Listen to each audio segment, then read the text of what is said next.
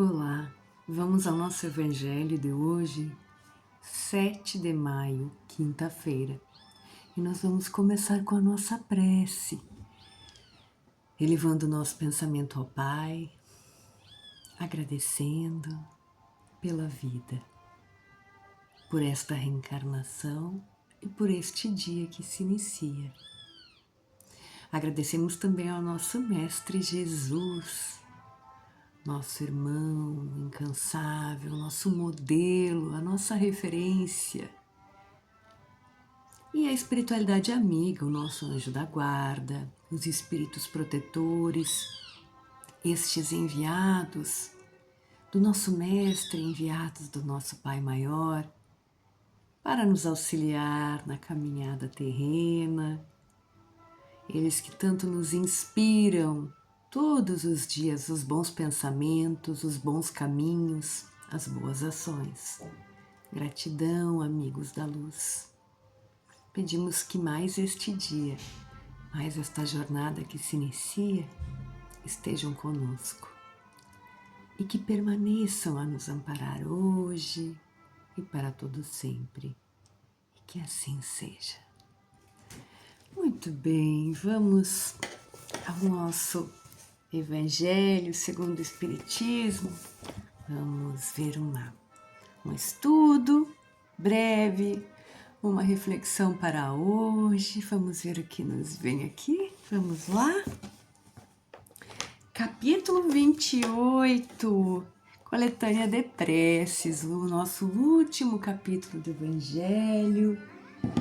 Vamos baixar um pouquinho a nossa Ave Maria. Olha só, caiu aqui. Nós já vimos outros dias que no capítulo 28, uma coletânea de preces organizada por Allan Kardec e pelos espíritos da codificação, neste último capítulo há uma coletânea de preces e que ele começa fazendo ali ele passeia pelo Pai Nosso, trazendo uma breve interpretação, e nós já vimos uma ou duas frases do Pai Nosso. E hoje caiu aqui para nós: não vos deixeis cair em tentação, mas livre-nos do mal.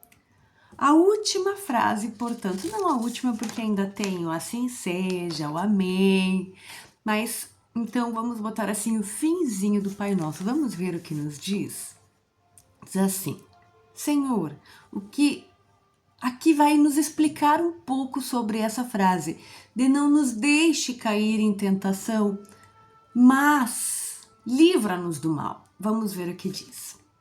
Senhor, dá-nos força para resistir às sugestões dos maus espíritos, que nos inspiram maus pensamentos e tentam nos afastar do bom caminho, do caminho do bem. Somos espíritos imperfeitos, somos, encarnados na Terra, para expiar as nossas faltas e procurar o nosso aperfeiçoamento moral. A principal causa do mal está em nós mesmos e nos maus espíritos, e os maus espíritos apenas se aproveitam das nossas tendências e vícios para nos tentar. Cada imperfeição é uma porta aberta à influência deles, uma vez que são impotentes e renunciam a qualquer tentativa contra os seres perfeitos.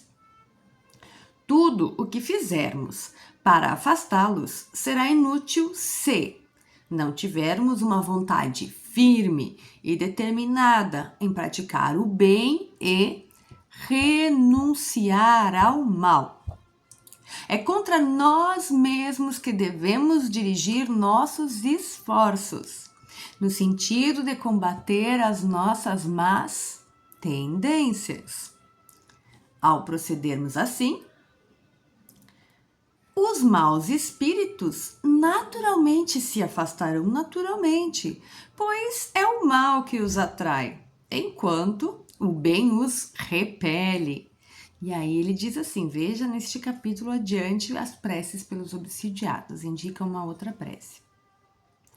Senhor, ampara-nos em nossas fraquezas, que o nosso anjo da guarda e os bons espíritos possam nos inspirar à vontade de corrigir nossas imperfeições, a fim de impedir que os maus espíritos tenham acesso a nós. O mal não é obra sua, não é obra de Deus, pois a fonte de todo bem não pode gerar o mal. Nós mesmos o criamos, nós mesmos criamos o mal ao desrespeitar as leis de Deus e pelo mau uso que fazemos do nosso livre-arbítrio que o Senhor nos concedeu. Quando o homem cumprir as suas leis, as leis de Deus, o mal desaparecerá da terra, como já desapareceu dos mundos mais avançados. A prática do mal não é uma necessidade fatal para ninguém. E só parece irresistível para aqueles que nelas se satisfazem. Se temos a vontade de fazer o mal, podemos ter a vontade de fazer o bem. É por isso que pedimos a sua assistência, a assistência de Deus e dos bons espíritos para resistirmos à tentação.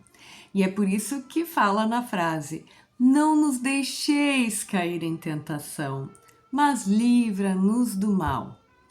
Então, vamos lá. E aqui nós encerramos a nossa leitura desta frase do Pai Nosso: não nos deixeis cair em tentação. Bom, aqui vamos falar um pouquinho sobre o mal, né? O que diz aqui? Que o mal não é criação de Deus. Sendo Deus bom, por que ele criaria o mal? Criaria o mal para que inevitavelmente nós caíssemos nele? Não. Deus nos deu sim o livre-arbítrio, que é para que possamos tomar as nossas decisões. Ele nos deu as leis, colocou na nossa consciência as leis dele, a lei de amor, justiça e caridade, está registrado na nossa consciência e nos deu o livre-arbítrio para que nós possamos tomar as nossas decisões e amadurecer moralmente, como nós fazemos também com os nossos filhos. Então, Deus fez isso, mas sabendo que nós estamos num processo de aprendizado, nos deu outro ponto importante de falar aqui, nos deu o nosso anjo da guarda. Para nós espíritas, nós chamamos de anjo da guarda, espírito anjo guardião. É um espírito moralmente mais elevado que nós, cada um de nós tem o seu anjo da guarda. Um espírito moralmente mais elevado que nós, que, diferente daquela visão ingênua que a gente tem, que é um ser que fica aqui do meu lado só me protegendo, não é bem essa tarefa do nosso anjo guardião. O que ele faz? Ele vai nos inspirar. Por que sempre na nossa prece inicial nós falamos: espíritos amigos, nos inspirem os bons pensamentos, as boas palavras, as boas ações, porque os espíritos protetores e o nosso anjo da guarda, eles podem nos inspirar. O que é? Nos sugerir os bons pensamentos, o bom caminho, quando nós estivermos desviados, né? Estivermos ali com a tendência de ir para o mau caminho, tomar decisões erradas. Por quê? Porque para nós espíritas, a comunicação entre os planos é algo natural. Se nós não escutarmos os bons espíritos, o nosso anjo da guarda, que tipo de influência nós vamos escutar? É isto que nos fala a passagem de hoje. Nós estaremos abrindo brecha para que irmãos nossos que ainda se satisfazem no mal, que estão desencarnados ou são desavenças de outras vidas, possam ter ali o caminho aberto para nos, insuflar pensamentos ruins, ideias estapafúrdias. E onde é que eles vão? Eles fazem isso só para se divertir? Muitas vezes sim, são os zombeteiros. Mas tem outros que não fazem só para se divertir. Outros espíritos que fazem porque querem o nosso mal, por algum motivo. E eles vão aonde? Eles vão nas nossas más tendências, porque eles não têm livre acesso a nós. Eles terão acesso se nós permitirmos. E onde eles vão? Nas nossas más tendências.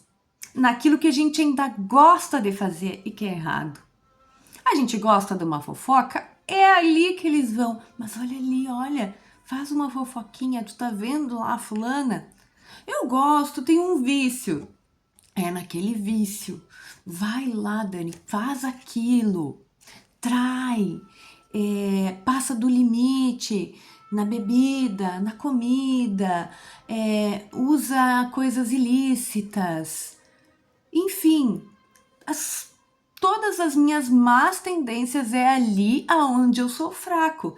E estes espíritos, que provavelmente já nos conhecem de outras eras, sabem onde vamos fraquejar, vão justamente ali, no nosso ponto fraco, né? Como falar, carne é fraca. A carne é fraca é este corpo, né? As nossas más tendências, os vícios, onde nós nos deixamos cair.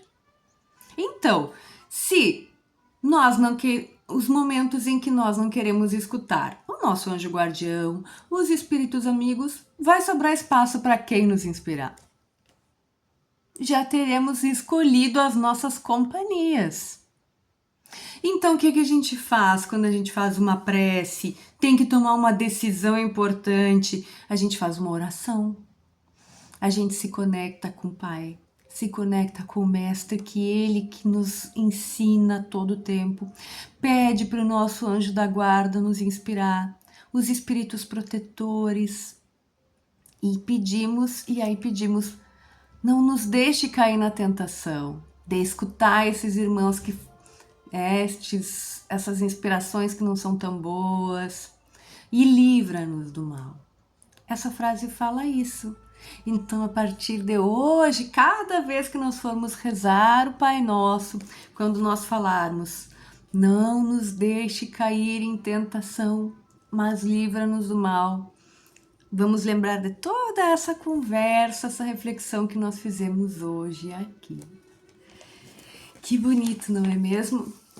Sabe que é tão interessante que nós sabemos de tudo isso. Nós sabemos, já vimos, já estudamos, mas como a gente tem a tendência a esquecer. Então a gente tem que estar sempre revisitando esses conhecimentos, relembrando, refletindo,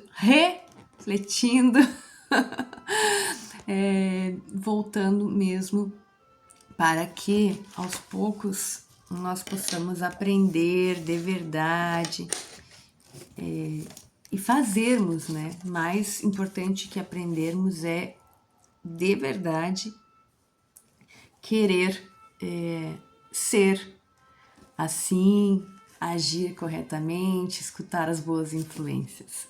Vamos a uma pergunta do Livro dos Espíritos? Vamos lá, ó.